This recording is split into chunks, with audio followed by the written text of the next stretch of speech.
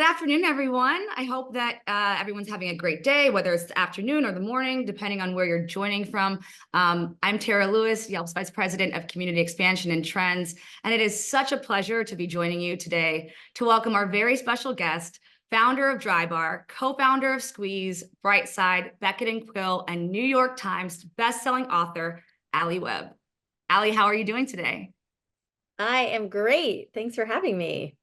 Awesome. Well, I'm sure that most people that have joined the call are familiar with Drybar as a concept, but they may not know the entire story. But it began as a little bit of a side hustle for you where you were going house to house doing blowouts. What was the aha moment for you that you decided that you wanted to try to give brick and mortar a try?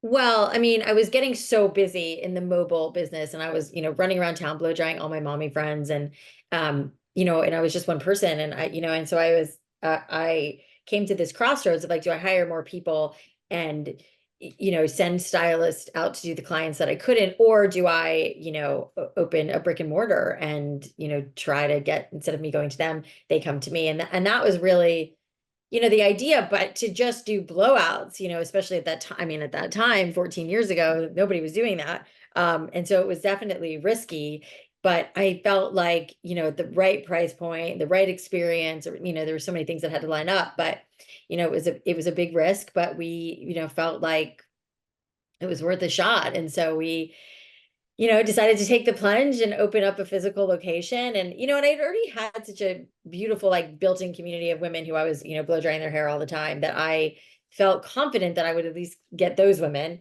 I never would have imagined it would, turn into what it did and take off the way it did. So it was, nobody was more surprised by the success that came out of all of it than me. That's for sure. I remember when I first heard of Drybar, and obviously it was in your expansion. I live in Washington, D.C., and I was so excited to be able to have a place like that to go to. And I think so many other women could relate to that as a Yeah. concept. Under your leadership, Drybar grew from one shop to more than 100 shops, I think close to 150 at some point, maybe even more. 150. Yeah. Yeah. Yes, and of course, a product line, a Yes. best-selling book, and eventually you're able to sell the company. And which, for many business owners, that might seem like a dream. But in your book, you revealed in the book, The Messy Truth, that you were navigating some pretty difficult and challenging personal issues throughout that period. Yeah. What advice would you give to the audience on how to navigate life as an entrepreneur while also prioritizing your personal well-being? And of course, you can share what you'd like about that period of your life, but I Yeah. mean, lots of people see the headlines, lots of people see the success, and they may not always know that there's a backstory there that was triumphant on your own right in your personal life. Yeah. Well, the book is a pretty tell-all of everything that happened. And, I think I always kind of knew that I would write a book about the experience of building Drybar and especially for me as someone who didn't go to college and didn't have a, traditional background and kind of didn't know what I was doing. I mean, really knew nothing in the early days of Drybar. And I feel like, I got such an education on the job. But yeah, it was really awesome. I mean, it was a really, like, we were on a rocket ship and there was, so much excitement and we were growing and building so fast and it was awesome. The on the flip side of that, which I think, happens to everybody, not just founders, or entrepreneurs, like we all have our shit that we're going through. And for me, I was married to my co-founder and then my brother was my other co-founder and um we had these two beautiful kids and we had kids young and then we had Drybar and so it was like first kid, second kid, then Drybar and then we were on this kind of rocket ship with Drybar building this and growing it and it was so exciting. But what I wasn't doing was a lot of like the internal work because I was on this rocket ship and I was so excited and busy and crazy and everything and raising my kids and raising Drybar and all the things that I didn't stop and take a whole lot of inventory of what was happening for me, which was that, I wasn't in a really happy marriage. Neither one of us were happy and we were just kind of floating along. And so, we decided, to pull the plug, which I'd really go and expand on in the book. And again, like I was saying, I always knew I'd write a book about the building of Drybar. What I didn't anticipate was writing a book that was also so deeply personal, but it was just, I couldn't tell the story without telling the story of like the fact that like I got divorced in the middle of the Drybar craze when Drybar was like at its height, and then my son went into rehab and then I went into a depression and it was just like, dealing with all of that. Luckily, during that time, which again, I talk a lot about in the book, we had grown a pretty significant team of people who were basically running the company at that point. So I had, the good fortune of being able to step away a little bit and deal with all the stuff that was going on in my personal life, which was my divorce and my own depression and what was happening with my son was like really heartbreaking. And so it was, it was crazy. And I talk a lot about this in the book that I just didn't, really struggled with like getting a divorce. I didn't want to be like a divorce person. Like I had all this weird shame around it. And I don't now. And it was, and I think that the more I talked about it and the more I was transparent about it, I recognized how much it was relating and resonating with other women. And to your point, it's like my life looked really good, and like I said, in a lot of ways it was, but it was also like the undercurrent of it all was it was really challenging and sad and hard. And so I just, wanted to write a book about all the pressures of success, really, which I know is like can be like an eye roll of a statement, it's like, oh, what do you have to be? And I'm so sensitive to this because I don't want to ever come off as ungrateful for any of it because I'm deeply grateful for all of it and it changed my life and in so many amazing ways. And I'm pretty sure all the things that happened to my personal life would have happened regardless of what I was doing, in my life. But I just think it's important to point out that like it's not, it's not all what it seems. And there's I also I think during all the hardships that I went through, I think I really came to believe that like the more transparent we are as humans about what's going on with us, the better as a society we become. And I really believe in like the idea of like the collective, and if we're showing up as our best self and we're doing the work on ourselves and all of that, then it just kind of, we all kind of rise. And I think when I was going through a really hard time, like crying all the time, like if you saw me on the street, and you asked me how I was, there was a pretty good chance I was going to cry, and it was like, I was just couldn't help it. And then I was also like, I can't do small talk anymore. Like I can only talk about this like real shit, So it was an interesting transformation for me over the course of, 10 years of growing this business. And all the changing and also all the hardship really softens you. I think that's really where you kind of like the ego dies a little bit and you become a little bit of a softer human, which I definitely did. And it was Right. a very long answer to your very simple question. Oh, I think we wanted to know that all because I know that there's folks probably on the call that have more context to what was happening in your life, and there might be people that don't know it all. So you gave a nice range of it in your own words and in your own voice. And I think that the thing that you said that I think resonated probably among everybody is that you were being real, and people connect with real, and people connect with authenticity. And it's not just a business; it's a story, and it's a human, and it's the lives that are affected. And I think everybody on this call has had moments in their life, regardless of what they do and regardless of what their families are Of like. course. Like nobody gets out alive. Oh, and yes. And I think personally, I always feel like there's a lot of strength and vulnerability. And I think it's a healthy process to share when people are comfortable and have the capacity to, because it just makes more space for others to also live in their own truth and reality. Like you said, Yeah. truth. And we all have that, right? So was there ever a moment, just to kind of go back in terms of like advice, was there ever a moment where you look back and you're like, I should have created more space for myself here? Good. I've noticed that sometimes people hit a wall and that's when they realize that it was. And then you look back and you sort of see that Yeah. you maybe slowed down a little bit more at different times.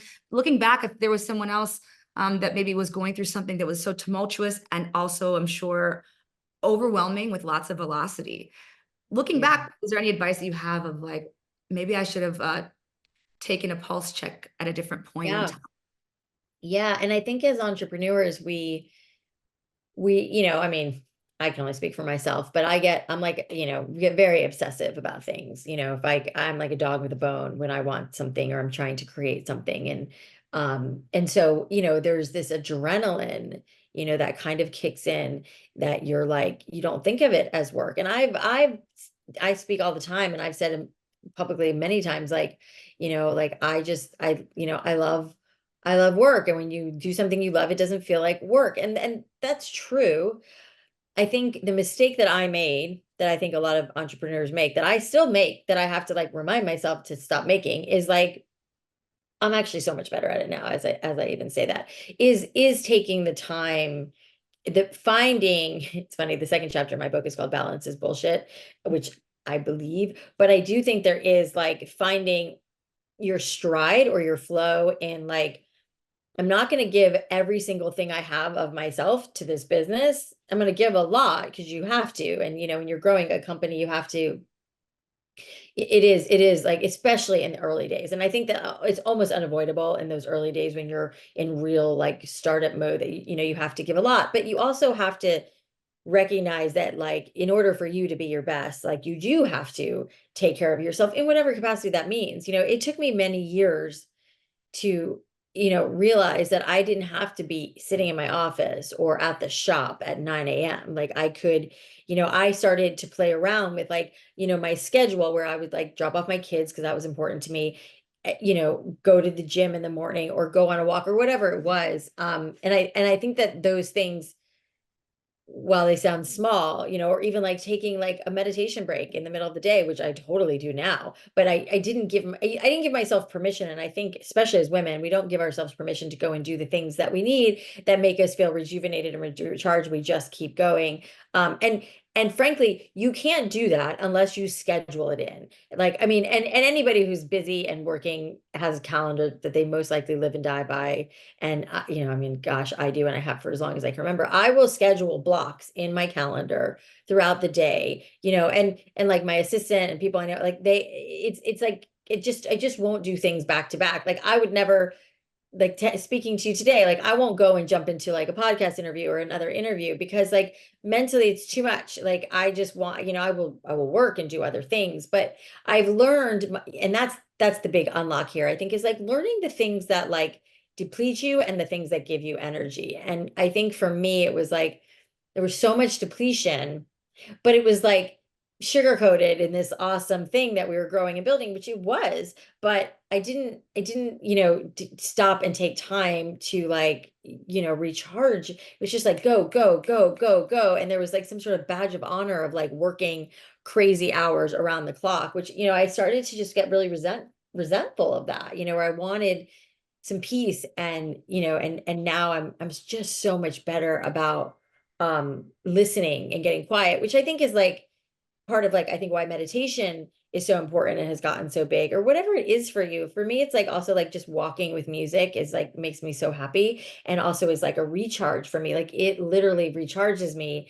And finding that thing that like lets you stop and like be like, what's like, not to get too woo woo on you, but like, what's happening for me? Oh, so bring How does, yeah, it. like, what does my body feel like? What's my body telling me? Like, even when when I'm trying to make a decision on something I'm going to do, like, I will really stop and like go inward and be like, how does my body feel? Like, am I getting anxiety anywhere? Am I feeling, is it like excitement in a good way? Like, I mean, it's okay to be scared, but like, so, all of that stuff, I didn't think of any of this back in the day. I was just so busy with my kids and my marriage and the company, that I didn't give myself any space for any of this stuff. And, so now in this like new iteration of me and my life and what I'm doing, it's like I have more space, and I'm grateful for that.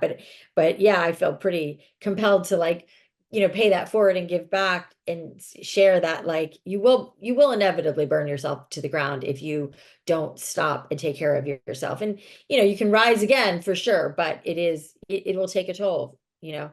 I'm sure in the mentality of an entrepreneur, it's almost just like having a personal audit or personal inventory check, right? But it's Yeah, just for yourself, yeah, which is often not prioritized. But I think that's great advice. And I think that everyone at least can apply that to their life in one way or another at some point or another, right? yeah, Uh, you spoke a little bit about how, as women, often we take on quite a bit and don't always, we're often nurturing lots of things, whether it's our business, our families, other people. And I know that even in the beauty industry, although the audience is significantly female in many cases, a lot of beauty businesses are still led by men. So I was curious, what kind of challenges have you faced as a woman in the beauty industry, and how have you seen the industry change over the past decade? Well, I mean, I think that that is changing. I think a lot more women, I mean, as you said that, I was like thinking about all the beauty brands I know and like which ones are run by men and which ones are run by women. And I think they're probably a combination of all of it now, and I think that like, I mean, the female founder community has grown so significantly in the last 5, 10 years, probably more in like the last five. And I think that, it's almost like incumbent upon us as women to demand those bigger roles, to like demand those bigger salaries, to know our place and to get other pioneers, women. Like there are so many there's so many like female VC firms like emerging and things like that we're starting to see now, which is really important, because I'm sure, as the amount of businesses that get funded, female founded businesses, is far less than male. I don't know the statistic, but it's not good. And I think that that's changing because many more women are stepping into that role of, VCs and private equity. And the more women that we get into those roles, the more women get funded, and women of color and everything in between. Like I could pull up the stats, but they're not great. So I think that's kind of where it starts. It's kind of how I see it. It starts from like the top up of like who's capital, who's giving capital to these brands. And so much of that is like connection and who you know. And I don't mean it in like a snobby way of who you know, but like get yourself to events. Like there's so many, like now that the world is changing, it's like there's so many retreats and events that are happening that are like VC led retreats where you can go and meet VCs. And yes, a lot of those are still men, but go, and mingle with those people and get to know those people, because it's all those relationships and all those connections, male or female, are really what, make the difference and get you in the room. I'm sure you know who Jacqueline Johnson is. She's a founder of Create and Cultivate. She just started a new company called Cherub, which I'm an investor in, where basically it's like, she calls it like the Raya of raising money, where it's like she's connecting founders and funders. So if you're starting a company and you're looking, you can join this site and you get access to people who fund, someone like me who's like a private investor, or someone like a VC or whatever. And that's a great way to do it. But I think that's kind of where it starts, because the more companies that are born from a woman, which are arguably better, are they're we'll continue to see that trend, which I think the trend is certainly going that way. But with that said, I've also had male partners as long as I can remember. My brother and my ex-husband were my co-founders. My brother and I have started other companies. We started Squeeze, which with Brittany Driscoll, who was our old head of marketing at Drybar. We're working on a new brand that I can't reveal yet. But so I think like, I kind of feel like there's great men out there and there's great women out there, and there's not such great men out there and there's not such great women out there, and it's really, finding people that you really can trust. That said, I do think the pendulum is starting to swing a little bit more. And I think all the, VC and private equity guys are starting to see that like there's really amazing businesses that are started by women, and so it's all kind of shifting in a positive way. It's just probably taking longer than we'd all like. Yeah. Representation is definitely a trickle down effect, right? Ah, Yelp, we've seen that in this past year, we've seen more women-owned businesses open than ever before. And so yeah, seeing it reflected, on a large scale, and I'm sure you've seen it in both micro really. and macro. Yeah. So it aligns, but I know that when you first started Drybar, it may not have been the same landscape, right? No, it wasn't. But I mean, and we did have, when we raised our first tranche of capital, which was 26 million from Castanea, it was primarily men in that room, except for Janet Gerwich, who was former founder and CEO of Laura Mercier Cosmetic, and I really wanted to start a product line. So her being a part of Castanea was a big deal to me, and so that was pretty major. But yeah, I mean, I sat in a lot of, boardrooms with men in suits who were like, they just did not get what they were like, what you're blow drying hair, like they were so confused. But it was like we had already had like, I don't know, maybe 7 or 8 stores at that point, and they were like, well, why don't you do makeup or sell them this or sell them that? I'm like, no, no, no, we do one thing, we do it really well. And I was, but they saw it as like, you have this captive audience of like 100 give or take women a day, you could sell them so much other stuff. And I was like, well, I don't want to, like, I don't want to sell out. Like, I want to be very true to what we do. And I knew how hard it was to run that business already as is, so yeah, it was an interesting landscape. And I think that was like, I was really lucky to be surrounded by people who were very very very helping me come into my own, where I felt like I didn't really know what I was doing and how to hold my own in these rooms and whatever. But my brother and even Steve Berg from Castanea, and which is now Stride, if you go to look that up, they were very, because I had like that kind of imposter syndrome in the early days of like, these guys are smarter than me, they know more than me. And and it was really my brother largely was like, this is your idea. Like, it's like my skill set was not like, I didn't go to college, I didn't have the traditional, but I had a really good idea. I knew how to execute it because also largely watching my parents run their business. So I very quickly kind of squashed that imposter, or not thinking I was smart enough or good enough to be in those rooms, and kind of never looked back. I'm glad that your brother in that role was an ally for you, and then Yes. now you are somebody that so many other women aspire to be. And I think anybody can relate to imposter syndrome at different stages of their Yeah. careers.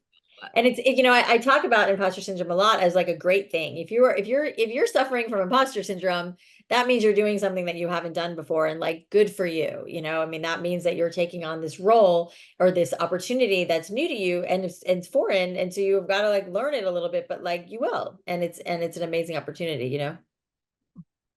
well, you mentioned squeeze a little bit, which kind of segues perfectly into the next question that I had for you. You obviously launched the Drybar concept and then you launched Squeeze, which I'm sure you'll tell us a little bit more about. First, tell us about Squeeze, but then also tell us about, as a seasoned entrepreneur entering this next venture, what are some of the things that you applied in your learnings to this new venture? And Yeah. tell us about Squeeze as a concept and Yeah. where it is now. So, when we were in, gosh, the just towards the tail end of building Drybar, my brother really came up with this idea for Squeeze, and he was frustrated. It's similar. It's interesting how similar it is to like why Drybar, we started Drybar and why Drybar worked. There was like two bad choices: the discount chain where you could get a blowout that was like, you don't know what you're getting, or the high-end salon where you're overpaying and the pressure and whatever. The massage industry kind of had the same problem. It's like there's the discount chains or there's the spas that are very expensive. And there's a couple things in the middle, but that weren't great. And so Michael, my brother, was like, I feel like we should open a massage concept. And I was, this was like at year, I don't know, 9 or something in Drybar. And I was like, what? Like, we have no bandwidth. Like, what are you talking about? Like, there's no way we can do this. But Brittany, who had been with us for a good couple of years and helped us really get from like, I don't know, 20 stores to like 100 and something, like she was really amazing and instrumental, and like was changed everything for us in terms of like marketing and planning and all that. And so she was kind of ready for her next thing, and we knew that, and it was all very amicable, and she was starting to look for something new, and we asked her, if she would be interested in like taking on this idea that my brother had, and she was, and she did. And so basically what Squeeze is a massage concept, and it is a brick and mortar. You go in and get a massage, but the big differentiator is that everything is on an app. So you book on the app, you tip on the app, you pay whenever you want on the app. So, and it's very customizable. So you put in like your preferences, you can read all the reviews of all the therapists that are there, and like, from preferences is like, you want oil or lotion? You like, the bed heated, not heated, like all the questions that you normally get asked when you're sitting in, across from somebody, but now you've in the comfort of your own phone answered these questions, and you put your credit card in, and that's how you book your appointment. And when you leave, you just walk out the door. So you're not dealing with the like check in and check out when you're in this very blissful state, so it's been a pretty big game changer. So there's no like cash, there's no checking in. I mean, you check in and check out and just say hello and goodbye. Like there's no like interaction, which I think has been a really big game changer because, historically, how you feel when you come out of a massage, like you don't really want to talk to anybody. Like Right. Yeah, yeah, you're in this like haze, and then there's lots of like little bells and whistles, like where we have this little button under the bed once you lie down that you push, and it alerts the therapist outside your room that you're ready. And there's lots of little, it's the same founding team as Drybar. My ex-husband Cam did all the creative, our same architect, all of that. So it's a really beautiful concept, and I'm really proud of it. And Brittany has done just an incredible job, and it's her baby. She's up and running with it, and we're advisors and investors, but she's really doing it, which has also been a really kind of beautiful experience to watch her come into her own as an entrepreneur who was, an executive for so many years. So we opened it about 9 months before the pandemic. So once the pandemic hit, it kind of derailed our plans a bit. So like everybody, we had to close for a while. We've obviously reopened, and I think we have, don't quote me on this, I want to say we have 10 that are open now. There is one in Studio City. If you live in LA, we're in Arizona. I should know where all the other ones are open, but I can't rattle them off. But we've also sold over 100 franchises, and it's a completely franchise operation. So you're going to start hearing a lot about it, in the coming months and years, because it's been Brittany's done such a great job. And to answer your question of like, the things that we learned at Drybar that worked and didn't work, and one of those big things was franchising. Drybar was like a split because we couldn't make up our mind if we wanted to franchise or not franchise. And it was like my baby, and I didn't want to franchise it, but ultimately, it kind of was better in a lot of ways because you have an owner operator that has like skin in the game and their money and whatever in it. So we made that decision, which was a big one. But I know Brittany's really loved that process because we're basically, turning people into entrepreneurs who want like a turnkey solution versus coming up with I mean, it took us over a year to just develop the app for Squeeze. It's like it's our app. We developed it. So much goes into building a company that we are giving people the opportunity to like hand over this beautiful brand that we've built. And and a lot of people are taking advantage of that. So yeah, it's been fun. And it's also been like great for me to, to be able to hand over the reins, to Brittany, and it's her baby. She's really doing everything with it. And it's just at this stage in my life, it's just not where I am in the weeds the way I was with Drybar. So it's yeah, it's really fun to watch like from the zoomed out view instead of like being in the weeds like I've always been. Yeah. Well, I mean, I think this comes, I'm sure everyone's thinking with all the different ventures that you've had your hands in, of course, even after selling Drybar, I'm sure there were so many different options and directions of where you want to invest, how you want to spend your time. Yeah. Like Squeeze was part of that, but you have many other, you have your hands in many other things. How are you managing your time, and how do you prioritize what is most important in your life day to day, week to week, month to month, while being part of so many different ventures and exciting things? Yeah, I mean it's interesting. I think I kind of jokingly have been saying lately that I feel like I'm like 20 again, where you're at that phase in your life where you're just trying on a lot of things. I'm trying on a lot of things right now. When we sold Drybar now 4 years ago, almost 4 years ago. Yeah, wow, 4 years ago. It's crazy. Anyways, I was, I wanted to join some boards. And so I did that. And then I realized I don't really like being on boards. It's like long, long meetings. And but it was it was one of those things that I tried, and now I've invested in other companies. We have Squeeze and Brightside and OK Humans, and I have, I joined forces with a friend of mine in LA who has a jewelry company and kind of been helping with that as well. And so I have my hands in a lot of things, as well as like I started an online community called the Messy Collective, which is kind of following my book, which is a online platform for female entrepreneurs where I'm giving advice, talking, giving, like doing group coaching. I'm bringing on, my community of people to come in and talk about the issues that, founders are facing that they want, information on. And then I have a couple other little projects that I'm working on, but it's all like in an effort to like, what lights me up now? Like, what do I want to be doing right now? The book took up a lot of my time, from the point we sold Drybar, the book took over a year to write and finish. So that was like a big chunk of my time. And now, I'm just figuring out what makes me happy now, which is, I think it's a good question to always be asking ourselves, right? But I'm very much in that process right now of figuring out like what I want to be, where I want to be spending the majority of my time. And right now it's kind of a fun split. That's great. It's great to hear. I think we have lots to follow along for you, and know Yes. that there's going to be plenty of continued success among many of these other ventures. Thank We're you. going to jump really quickly into some rapid fire Oh, questions. awesome. Don't overthink any of these. They're not too personal, and whatever comes to mind first, let's just go with that. Okay. What's a piece of advice you'd give your younger self? Don't worry so much. Oh, I think that we can all take that advice. It doesn't help. It doesn't change anything. Yes. What books or podcasts are you listening to or reading right now? Gosh. Oh my God. I always get asked this question and I have to like look at I read everything on Audible. I know this is rapid You could fire. also pivot it and say, what are you binge watching, or what are you listening to, or when you go on Oh, that make you happy, like what are the songs? It could be well, I'm anything. currently binging the new Taylor Swift album. It's so good. I walk 13,000 steps a day, so I'm like me and my dog are always out in my neighborhood walking. So I'm usually listening to music. I spend a lot of time on Insight Timer. I do, a lot of those like walking meditation stuff that I do. I just finished binge watching Baby Reindeer, which I don't know.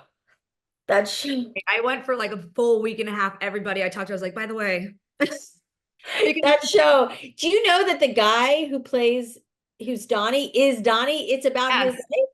because I went down a TikTok rabbit hole Yeah. that also was like really messy after that week too, about the real people and their identities possibly being exposed. But I was when I was watching, I did not know, and then I went I down didn't a rabbit either. hole, and now Yeah. I'm still in it a little bit, but Yeah. And there's that show with Kristen Wiig right now that's so good. Where she's like they're in like Miami in like the 50s or something. I forget what it's called. It's so good too. So I'm always reading something. Um oh God, what did I read last? I don't even remember. Yeah. I know it's always one of those things where it's like when somebody asks you the question, you're like, what? It's like, what did you have for lunch? I I'm like, have I no don't idea. know. I know. Yeah, I'm like, yeah. I started reading recently Savannah Guthrie's book, Mostly What God Does, which I find really beautiful. So I'm on a little bit of a God Yeah, like, journey right now. So great. Um, yeah, cool. And then what's one thing you wish you had more time for right now? gosh. I just wish I had like maybe 5 more hours during the day. Like, I wish I had, I feel like my days are just always so busy and I wish I had like more time, like free time, and it's funny because I was talking about that, like I will build in breaks, but then I'm like, just never, I have a hard time saying no. And there's just so many things I want to do. So, yeah, I just wish I had more time to have downtime, Yeah. you And know? how do you like to, what's your favorite way to spend downtime? I know you like music. We know that you love walking. We love meditation, love God. Does that tell us about how you Yeah, do? I mean that's it, I just, I really like writing my journal, like, I just like chill time to just like relax and do nothing. And I find very little of that in my life. I mean, it makes sense based based on what I know of your life. That would make sense. 5 hours would do you do you good. Maybe even 3 would be great. Three, yeah, I'll take three. I know we're wrapping things up in a little bit, and if there are any questions from the audience that you'd like to ask Alli, feel free to send them in. I did have one question for now. As your business was expanding in the beginning, how did you decide what to spend your time on and what you should leave to others?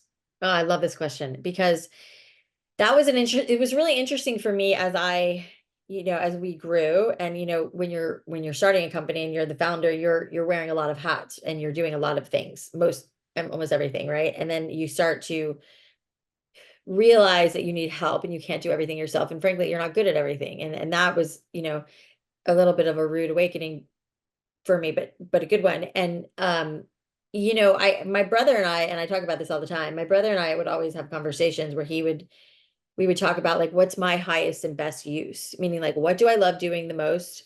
And what am I most good at? It's like in the early days of Drybar, I was doing like payroll, which nobody wants me doing payroll, like money, spreadsheets, like all that stuff it's just not, I don't like it and I'm not good at it, but for me, it was like the experience, like what was the experience when you walked in Drybar? That was so near and dear to my heart. What was informing the training and making sure that the stylists were executing blowouts right, that piece to me, and developing product, I would say, and press, like those are my four big buckets, right, of things that I thought I was best suited to do more than anybody else. Most of the other stuff, and that was a lot, other people could do, and other people could frankly do better, and we were hiring people who had run big companies. We hadn't, Michael and I didn't know how to run a company because we'd never done it before, so being able to bring in people that knew how to do it was incredibly instrumental to our growth. And if we hadn't done that, I don't know if we would have grown, because if we would have gotten stuck in our own, like, we think we know, but we don't know, I mean, the amount of things that we didn't know was staggering, and that was, it was incredibly important that to our growth that we figured that out and didn't like ruin it. Michael used to say to me all the time, like, this is ours to mess up, because we had this great concept, we knew, and vision, but it was the execution of it that was crucial, and we only could take it so far before we needed other people to help us kind of get from point A to point B. So Right. hire people smarter than you and hire fast. And ahead of the curve, I would say too. I think a lot of people, a lot of founders and people that I mentor, really put off hiring, but like, because they don't need it just yet.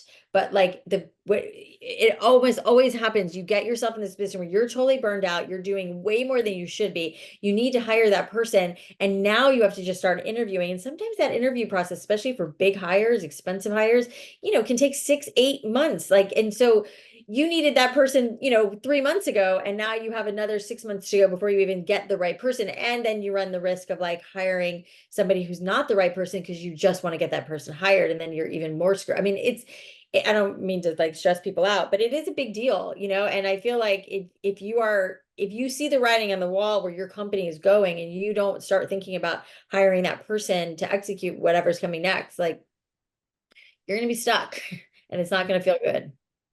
Those are important things to think about. You mentioned something that I just wanted to circle back on quickly, how much you valued understanding the customer experience and what people were experiencing when they were actually in your locations. Yeah. And now that you have, Squeeze as well. Curious, how, as an entrepreneur, do you filter feedback? Obviously, Yelp has lots of feedback. It might change from locations, but there's lots of noise in general, whether it's social media, whether it's multiple platforms, whether it's other investors that have invested in the business as well, and their opinions on where the business should go next. What kind of systems have you put in place to prioritize and understand when is this some feedback that's just welcoming a range of opinions versus when is this something that I need to apply, look into, and potentially implement in my business? Well, I mean, listen, I think one of the best pieces of advice I've ever gotten was feedback is a gift, and I think as humans, we don't always want to hear the things that we're not doing well, myself included, it's like you don't want to hear the bad, but if you can, this is where I was saying earlier about like the ego dying, if you can allow you to get past your ego of like this thing that I hold so near and dear to my heart, and somebody's like telling me it's not good or it's not good enough or whatever, it's so hard to not take it personally. But if you can get past that and really accept feedback as a gift and welcome it, it's so advantageous in so many ways. I mean, if for us with Drybar, and it's funny, I meant to say it before and I forgot to say it, but if you look at Squeeze, we have like all 5-star reviews on Yelp. I mean, it's pretty insane. Where Drybar was different. Drybar was like, it used to kind of drive me crazy because people would anonymously put a complaint on Yelp. And I was like, just give me your name so I can call you, because when people weren't anonymous and they would give us their name, or and we would really elicit feedback. After you got a blowout, we'd send you an email right away that said, tell us the good, the bad, the ugly. We want to hear it all. And, that was a really good platform versus having to go publicly if something was wrong, saying, here's what happened, here's what I liked or didn't like. And I always really urged my team to look at it like that. Like, we're going to take this feedback and we're going to learn from it. And where there is smoke, there is fire. Always, always, always. So if one person, just one, has a complaint about something, it is worth being looked into. Is it always like you change your whole business model, blah, blah, blah? No, but not researching and not digging into an issue that someone sees is such a mistake, and I think it's frankly why, I mean, I don't mean to go off on a tangent, but I could, about like my frustration with businesses in general that lack so much, where they could be so much better if they just changed a couple of things that I'm sure lots of people have told them about, but they're just kind of like, don't want to hear it. And you notice, and I'm sure on Yelp, you see it a lot. I remember seeing it like where somebody would write a review that was a pretty not great review, and the owner would be like defensive back. I'm like, what are you doing? Like, don't do that. Like, learn from it. Call that person, So I really, it's like a love-hate thing for me. Like, for anybody, it's like you don't want to be told like, you're not good or you're not doing something well. But if you are, it's such a gift, because it's such an opportunity to grow and be better, and your company to get better and be more successful. And, so I'm a big proponent of like, take it in. And also, with your team, if you're especially as a leader, like if your team feels like they can come to you and they can say like, Alli, I'm really struggling with this or that, and I don't like jump on them. Rather, I'm like, thank you so much for telling me that. I didn't realize I was doing that. And I want to like be better and learn from it.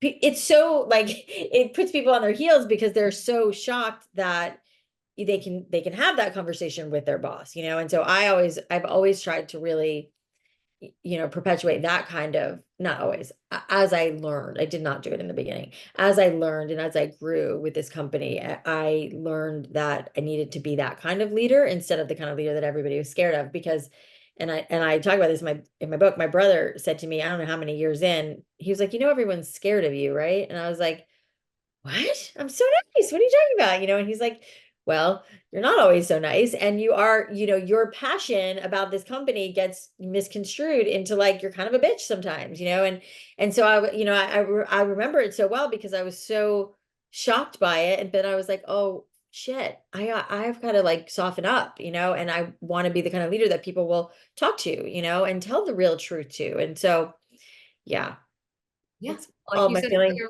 on feedback. you don't know what you don't know, and you can't fix what you don't know, right? So, Yeah, I mean, it's such a gift to be, and yeah, it's such a gift. well, that Truly. explains so much of your success, having that mentality and approach to customer service and growth. I know we are just about at time. Before we head out, Alli, is there anything else you'd love for the people that are joining us today to know about your next ventures, or how they can continue to support and follow you? Well, if you're, an entrepreneur who's, has lots of questions or is looking for a community of other entrepreneurs to share ideas with, I'm really excited and proud about the Messy Collective that I'm building, and lots of treats and lots of really cool stuff in there. So you can just go to alliwebb.com and check it out, or my Instagram. Awesome. Well, thank you so much, Alli, for your Thank you. candidness, openness, and your energy. We are so appreciative of everything that you've shared with us today.